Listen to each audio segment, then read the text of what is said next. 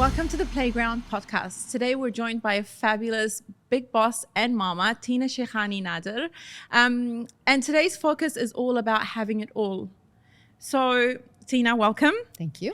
They say that women can't have it all, and I feel like media and society puts that pressure on us. So you've seen shows like Firefly Lane, where you have the successful, hot best friend that's got all the money in the world, and then the other character is the mom, wife who lives in the suburbs, and she's compromised on her career.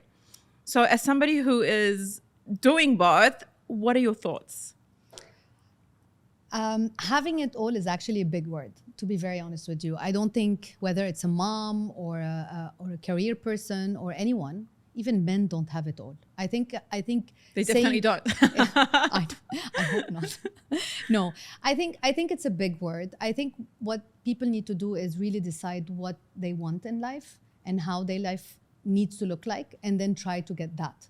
I think to just say have it all is a big word, because what is all? All is very different for me than it's for you.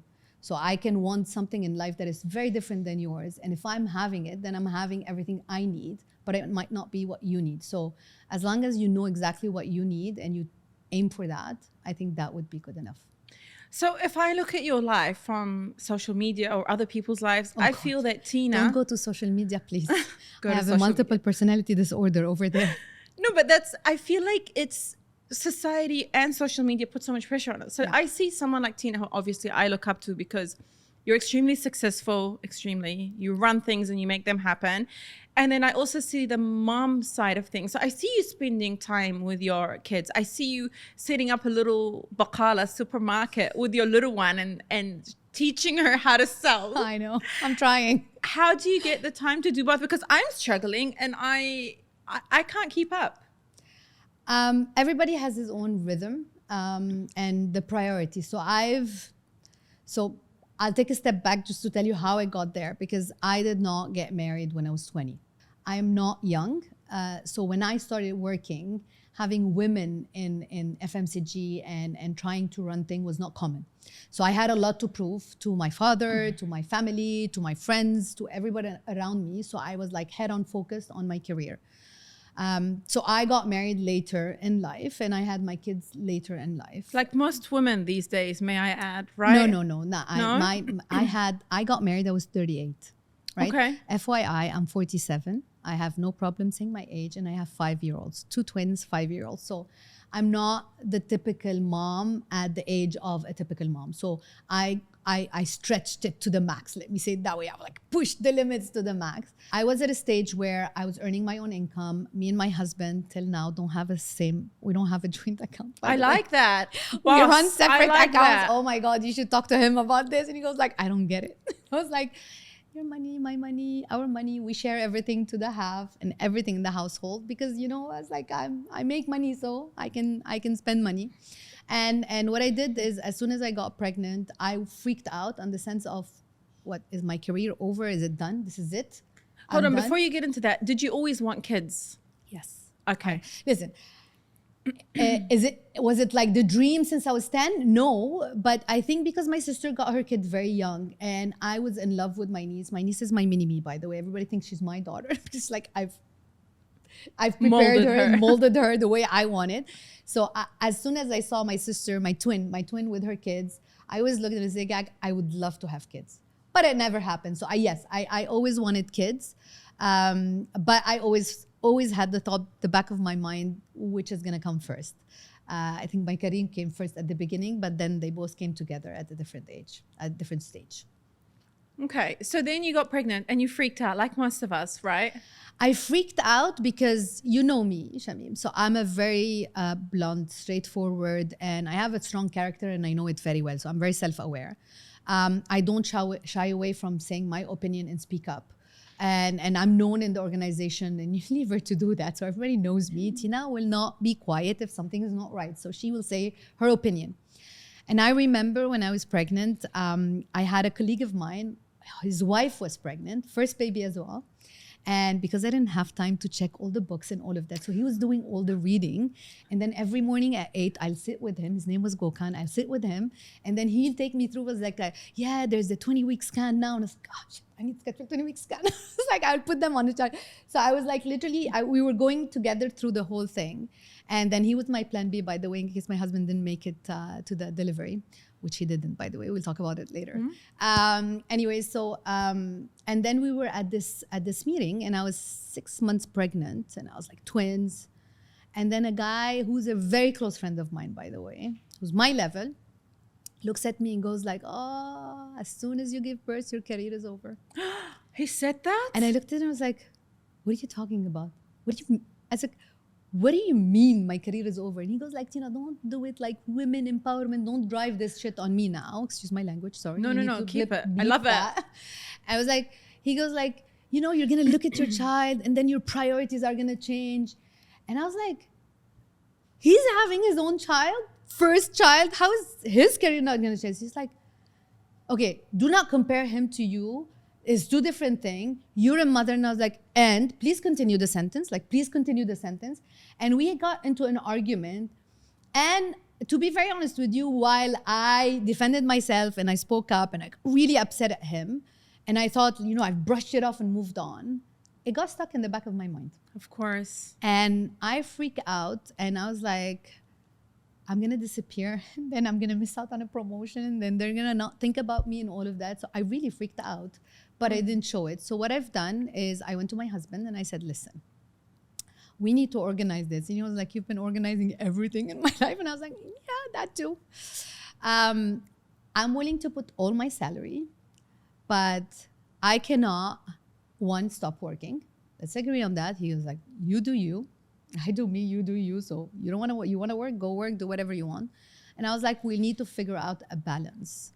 And he said, okay. So what I've done is I've hired nannies. Thank God we're in Dubai and in this part of the world where we can do that. Yes. Thank God. This is why I'll always go east, not west. Yeah. Anyways, and then I decided to hire a night nurse because I figured out that when you wake up a lot, and not with twins as well, which is quite a load, you'll end up cranky all day. You can't focus. You can't think. You have focus on your husband, your life, like your also your couple life just kind of like fades away. So I said, you know what? I will put my salary on all the thing baby related in order to make sure that we continue with our life in a way that we're taking care of them, but at the same time, we're taking care of us. So would you say that's your biggest tip? Take care of yourself? Yes. No. For me, that's not a biggest tip. That's the biggest mandatory for any mom. Getting kids doesn't mean you go second. You don't go first, though. Do you think our culture positions it that way? Yeah. Okay. It does. There's a certain expectation from each mom. And I keep telling everybody that you have to be comfortable with the decision you make. So then you're not resentful. Pick your battles. I always say that. I think that's the best way to... By the way, I learned this at work. It was like prioritize and pick your battles and decide what matters and what gets you to the end game. And I use it at home. I know it's easy said than done. Everybody's going to look at me and say, yeah, but you are like senior. You have like 2 maids to help. Yes, but at the same time, I'm also a person who also gets guilt-tripped on a lot of things around her. But I've decided not to let it impact me. And I have a very caring and a very involved husband that makes it better for me as well, because he does not make me feel guilty either. I mean, I have so many questions here because I think we have different types of listeners. So we have listeners who are new moms who are juggling this, people who are thinking of getting pregnant in different ages. So we've got like earlier kind of, I mean, I overheard someone the other day, she's engaged, they're about to get married. And she's like, well, as soon as I'm married, I'm just going to sit at home and have babies. And that freaked me out because I think, I mean, I don't believe in, and please don't judge me, everyone. Maternity leaves gives me anxiety. So the minute, I mean, I give birth for my second on Friday, and I was online on Tuesday. Yes, I remember you were online with me on Tuesday, and I was like, Tina. Really? But I love what I do so much, and I have FOMO. It's my hobby, right? It's really weird, but I think and I don't, again, different people decide to mother in different ways, right? We're all different humans. But how do you, and you just said your involved husband, and I think that makes a huge difference. It does. How do you set these expectations? Like, how, if you're getting married now and just having a baby, like straight away, there's so much happening and you barely know your husband well, you know what I mean? Like, how do you get the man involved, especially in the Arab world? Because I feel like they think, oh, if she's got a nanny, it's fine, I don't need to get involved. How do you do that? So first of all, I don't think we are where we were 20 years ago. I think men also are not where they were 20 years ago. And I personally think men are more involved in their life and their kids' life than they used to be. I can tell you that. I know my dad, and I've seen my sister's ex-husband, obviously, not because of that, by the way, but anyways. And then I've seen a lot of people. Men have evolved as well. Men have realized that they need to be as present with the kids as moms. It's not about what she does and what he does, and they're like segregated and carved in stone. I think every woman has her birthing story, and yours is just wild. Like, just drive there. I was in the middle. By the way, for you, probably need another podcast. We need probably 2 series for this, right? So I remember very well. So I got there and the doctor says, you're not having contractions, so you're gonna sit here for 4 days. And I was like, do nothing for 4 days. Did you have your laptop, most importantly? No, oh at my 3 God, a.m. in the no morning. Who laptop. gets their laptop? Nah, that would have been crazy. So what I did is I called my sister, who ended up picking up at 7 a.m. in the morning, of course. And then I said, laptop, clothes, hospital. That's great. So let's move on to a couple of things. When they arrived, what was that like? Were you going to the hospital every day to see them while they? Okay. And then when they arrived? Morning and evening. I had to deliver what was feeding them, obviously, every day. Yes, I was seeing them every day, 2-3 times. Did you get that emotional connection immediately? No. Okay. Because they were in a box and I could not touch them. My daughter was 900 grams and my son was just slightly above 1 kg. Okay. It's like, in Arabic, they say farrouj. Okay. Like this. My night nurse, Rose, God bless her. Which company was she with? She was working in a company, but she's now independent, and I recommend her because she is absolutely a godsend. Okay, so guys, reach out if you need night nurses as well. I'll leave her contacts with you. She is amazing. So I learned a lot from her. I had my sisters; they helped out a lot with a lot, and then the other stuff was as it goes. To be very honest with you, and I did mistakes. I know I did. Pre-Mama Tina, what is your life before kids? Have you changed as a person? And what advice would you give yourself, your pre-Mama Tina? Have I changed? Of course I did, right? Not hormonals, that definitely have changed a lot. But I think kids test your patience a lot. And they teach you how to really think before saying anything, before acting. So patience, I'm more patient. I have to say, just with my kids, I'm not patient at work still. Yeah, don't test her. Don't.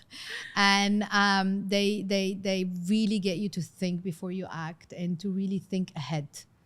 Thinking ahead is something that you learn with motherhood because you have to really literally plan everything, which is an advice that, by the way, I give to all mothers. So I manage. This is how you juggle it all. Exactly. So juggling is, I'm super organized, and with motherhood, I got overly organized.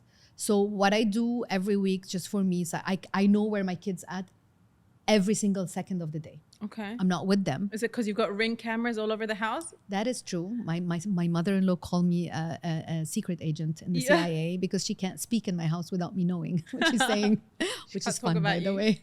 I think you get this weird energy, like when you become a mom, it's just like fuel. I'm not gonna lie, with my first, I used to struggle with these, early wake ups. But now with my second, I'm like, hi guys, what's up? Good morning, good morning. We sing it, and you know what to do as well.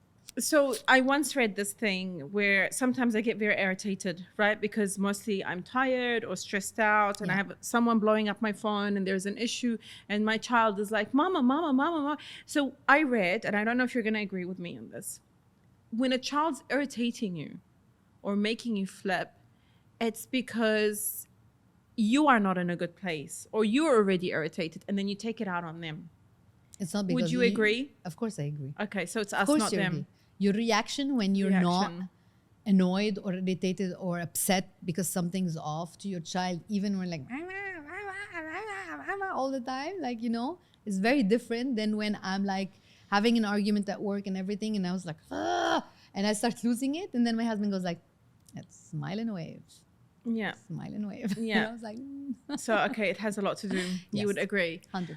Okay, so advice to, if you were to turn back time and you could speak to Tina before she had kids, what is the biggest advice you'd give Tina? Do it slightly earlier. Do it earlier. That's my biggest regret. My biggest regret is I got my kids, I was 42. Mm-hmm. Like I literally, you know when you say that, I was like, take advantage and stretch it. Like I stretched it to the end, right? And it was tough for me to actually have kids. I had to go through several rounds of IVF to get my kids because it was not easy. I was 42. Wow, I didn't think you'd open up about that. I wanted to ask if they were IVF. Listen, there's nothing wrong with that. There's nothing wrong with IVF, even if you're 20, by the way. And I recommend it for those struggling and really want a baby now and they don't want to wait it forever. Do it. Okay, hold on. I need to ask you a question. Let's go back and start this properly. Okay. So I know a lot of women in their early 20s even. I don't know what it is. I don't know if it's the food we're eating. We're not like our mothers and grandmothers popping babies like this. And I guess also they started when they were like 2, right? So it is much easier for them to have kids. Let's be honest. Not. But, you know, in their early 20s, they didn't wait as long as we waited, right? So a lot of women fear IVF. A lot of women fear not being able to conceive naturally. A lot of women are finding that IVF is the way to go, and there's a lot of shame around it. And I know a lot of women that IVF didn't work for them, and they're still trying. Yeah. So, because after, even if you are ready to go and everything is perfect, it doesn't go as well as planned. So tell me about that. Tell me about your IVF story and share as much as you can. I know a lot of listeners are going through this right now. I know that, and I get a lot because I speak so openly about it, and I don't feel ashamed of it because it's normal. And we shouldn't. It frustrates me. I know exactly, and I this is why I speak out and I mention it without even being asked. So sorry, just a real quick question. Did you freeze your eggs to start off with? No. Okay. I didn't have that many to Okay. freeze, to be very honest. Okay. Again, I was 38. Would you give that advice to other women? Freeze your eggs. Definitely. No, listen, Okay. now Insurance. when a lot of people come to me when they're like 33, 34, and they said they don't have anyone in their life, there's no potential, and all of them say, what do we do? And I was like, freeze. Don't even blink, right? But I'll tell you why freeze. Because I went to hell and back to get an egg. An egg. 1 egg. Yeah. Okay. Let alone 2, right? And I went because again I was mentioning that when I was young I had to go through an operation because I have polycystic ovaries, which probably is 70% of the women Very over here common. have 7 polycystic ovaries. So basically I had a lot of cysts, a lot of issues with my period. So I was also on some medication to keep my period constant and all of that throughout when I was 15. And one of the cysts burst and I had to go through an operation. And when they did the operation, the doctor, I remember very well because my mom was traveling. I don't remember the year, but my mom was traveling. My dad was with me. And my dad is a typical Lebanese dad that goes, you know, was like, we don't talk about that thing, right? That thing that is in you. But the doctor told him that one of her ovaries is not actually functioning very well. So you knew very early on. I did not know. Oh. I did not know. My dad did, but for him, it's like, yeah, whatever. And we move on, right? I only got to know when I was trying to get pregnant that one of my ovaries is actually not functioning. And he says, according to your file, it's actually from when you were young. And I was like, okay, so what do we do? This is in Lebanon or Dubai? In Lebanon. Okay. And then my doctor, who I adore, by the way. Recommend name drop. Let's go. No, Dr. Antoine Karam. He's an Antoine AUH and he is the best because he went through all of this with me. So I was adamant. So he told me one of the ovaries is not working. So your other ovary is actually working double time Wow. for the last 20 years, right? So basically, it is a bit tired. So we kind of need to give it nudges. And I was like, you know what?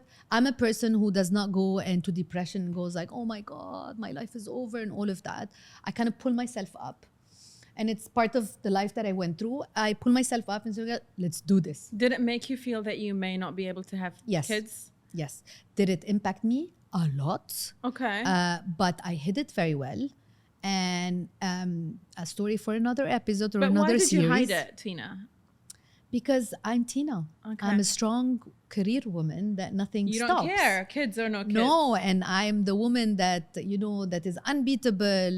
I'm the first in a lot of things that were done in this region. And I'm the proud daughter of my father that he keeps speaking about. So what do you mean that she's not functioning very well? Why? Slay girl. Yes, yes, yes. Yes. Anyway, so I hid it a lot. I hid it massively. And I was like, you know what? I will do whatever it takes to get these babies. Now, it was a challenge for me, but a challenge that I wanted because I wanted kids. I was lucky that my husband was divorced and had a child. So that pressure of, I'm going to cut his family line Yes. completely That is a lot of was pressure. not there, by the way, because he had a son and his family name was saved. And I've seen this pressure. I didn't have this pressure, and I It's have to horrible. say, But a lot of happy and we're women happy. don't have this. Not a lot of women it have actually this. ends There up is in- a lot of pressure in that. So I've decided, you know what, I'm gonna take it head on, and I'm gonna try everything. So I sat with my doctor. I remember Tony, and I was like, what do we do? He said, let's give it a nudge first. So let's do UTI, I think UTI, something, which is basically where they don't inject, they don't take eggs and then make an embryo and then put it back in. They actually inject the sperms into your uterus to help with the whole process. So I did that, and I was like, I remember 15 minutes going, okay, are we done yet? Are we done yet? Yes, we're done Was yet. it painful? No, that you don't feel anything, by the Okay, way. It's good. a 5-second thing. Anyways, they told my husband he's very strong. And he was very proud as a man. Anyways, so we did that. It was April 2015, I remember very well. And then 2-3 weeks later, I was told, no, it didn't work. So I was like, yeah, but that's a UTI. Let's do IVF. Let's take it up a notch, you know? And he goes, okay, let's do IVF, but let's wait about a couple of months and then we start. So I started all the injection, which, by the way, are very hard because they kind of play with your body. You start gaining weight, especially if you're doing several shots of injections, one after the other, and several rounds of IVF, one after the round, around your whole hormone system get messed up. And you're having to go through this and work full time at the same time. Nobody Run knew, by the campaigns. way, at the time that this was happening with Okay. me. But having said that, I was a very proud person that did not speak that openly about stuff as well, because I was raised to keep all the dirty laundries inside the house, inside the vault, locked forever and This ever. is pre-Mama Tina. Pre-Mama Tina. Okay. And because of that, the whole hormone imbalance, the whole stress, and getting really beating myself up on not being able to do something, because I have never in my life, and I remember my dad has many times got in fights with me because whenever he says no, that for me is a trigger. That was something I could not fix. That was something that I could not do something about and just make it happen, right? Because that is the will of God, like they say, and your biological state. And it was eating me up inside, but I was too proud to talk about it. So I let it eat me up inside to an extent that I became very aggressive at work. I would snap very quickly. I would get upset very quickly. You talk to me and I'd like eat you alive. And I'm a tough person at work. So multiply this by 1,000. So first IVF round failed. 2 or 3 months later, and I was like, again. How did you feel after it failed when you got the news? I was still okay because you know what? I was like, I'll do it again. Okay. 2-3 months later, I said, again. We did it again. Failed. 2-3 months later, again. My heart, Failed. I had, I think, about 4 or 5 rounds of IVF that failed. Until a point where my doctor said, stop. But okay, how emotionally, what was going on in Tina's head? Were you No, breaking Tina down or was, not yet? by the way, about 15 kgs more than she is today. Okay. Right? So Basically me, 17 I- kilos more. But I gained a lot of weight, so I did not recognize myself physically because Okay. I've never had a weight problem. So I did not recognize myself. I was not happy with the way I looked. And I was disappointment. very, very hurt inside, but I was not saying it. I was smiling, I was laughing, I was still going out. Nobody felt it except a lot of people around you just felt that there's a bundle of aggression. Yeah. To an extent that I remember a very close friend of mine at work who's currently working in Egypt grabbed me on the side and he said, "What the F is happening to you?" And I was like, "What do you mean? What is happening to me? Why are you talking to me like this?" And he goes like, "This. What's happening? This. What is this?" And I was like, "What do you mean, what is this?" He goes like, "Why are you so aggressive? I do not recognize you. People are talking about you at work that you are unapproachable. You are super tough with people. You are not giving any space to anyone and all of that. This is not you. What is happening to you?" And I don't remember. It was just after the last round of IVF that failed. It was end of September 2017. So how many years are we going through this right now? 2 years? 2 years, but 2 years of intense IVF. 2 years right? of disappointments, basically. Yes. So I looked at him and then I broke. In the middle of the office, it was 5 p.m. I just sat on the ground and started bawling like And this was the first time you cried? yes, like a 5-year-old. I started crying, and he just like did not know what to do or how to deal. And I was on the floor crying, and then I had people come in and I could not stop crying. I just like crying and crying. I picked myself up and I was like, I'm going. And I left and I went home and I told my husband, I'm going to my brother to Canada and I don't want you. I just want to go alone. I have to deal with all of this. I'm not okay. I packed up and I left. I remember my husband, he took the flight with me. I've never seen Tina like this. Oh my God.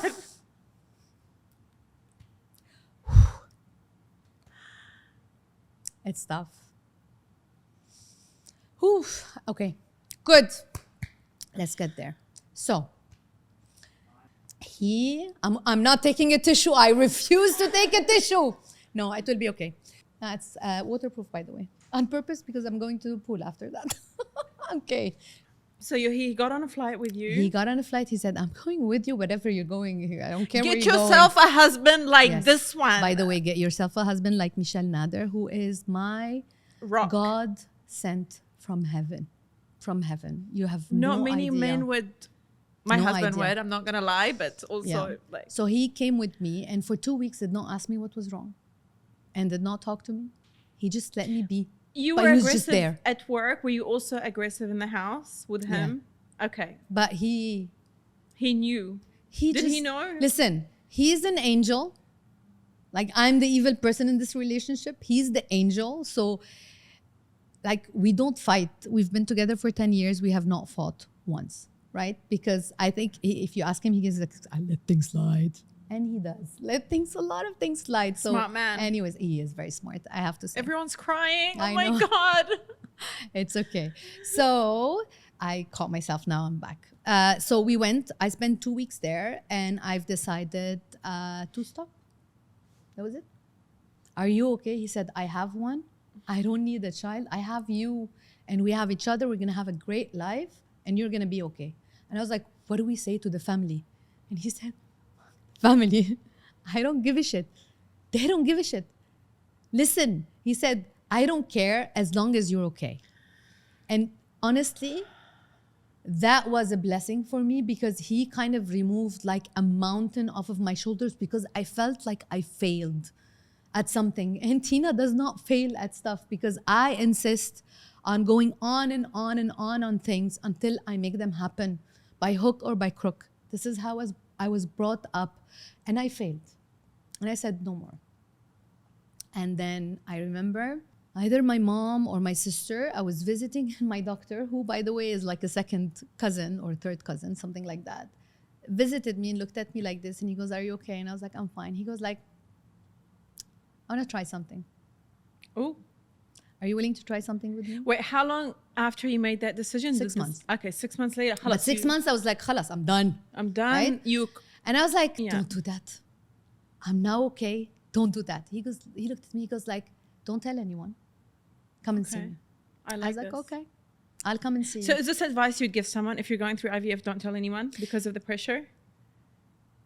Sometimes you need to tell people. I also did not tell anyone and a lot of people the things I was going through, and it did not serve me.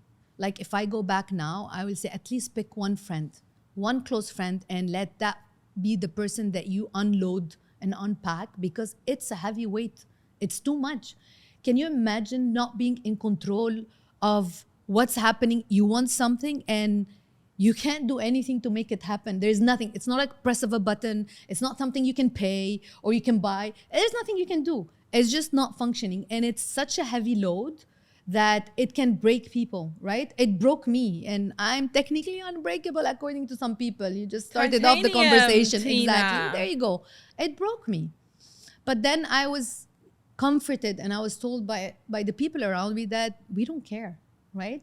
Tina, when Titanium, the song came out, Tina would listen to it back to back. I know. I'm bulletproof. Nothing to I lose. was not bulletproof, I can tell you that. Anyways, so He said, so let's give something a try. he said, don't tell anyone. And I was like, I'm not going to even tell my husband. I'm not going to even tell my husband. I knew that he had extra sperms frozen left. And I was like, I'll use those.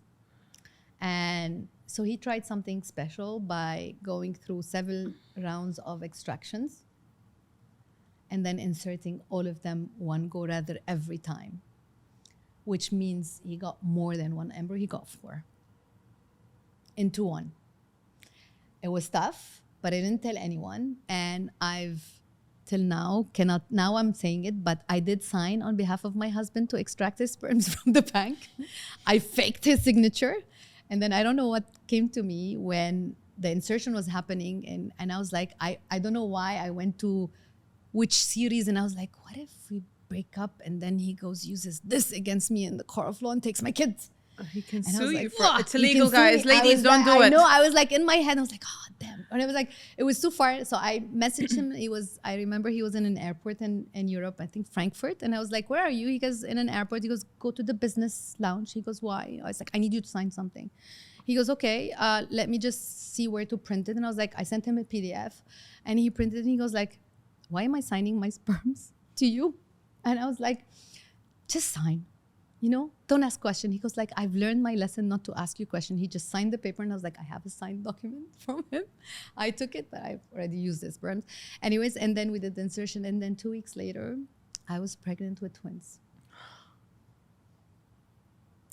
And yes, that was it. It took me to hell and back, but I made it. And I can't say it's the same for everyone. Some people don't. And you have to be okay with it, because that can break a person big time. On that note, can we now run the advertising? I'm just kidding. We probably will get questions about the IVF side of things, so I'll pass them on to you. You're open Anytime. to speak to people. Anytime. Anyone who wants to speak, anyone who wants to have a chat, I am open, because very honestly, talking about it is the best thing that I've ever done since then. Thank you so much for joining us, Tina. Guys, like, subscribe, share this with any woman who is going, or man, any fathers as well who are going through this. Oops. See you on the next episode. Bye.